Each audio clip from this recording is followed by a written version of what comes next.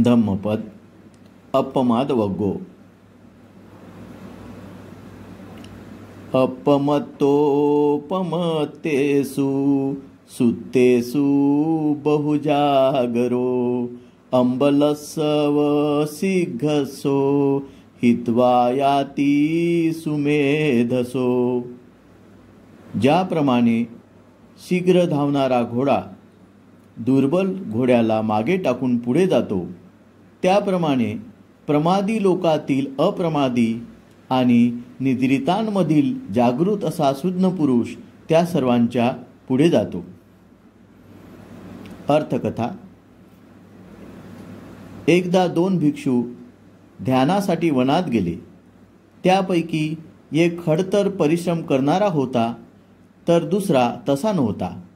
बुद्धाने पहिल्याची प्रशंसा केली।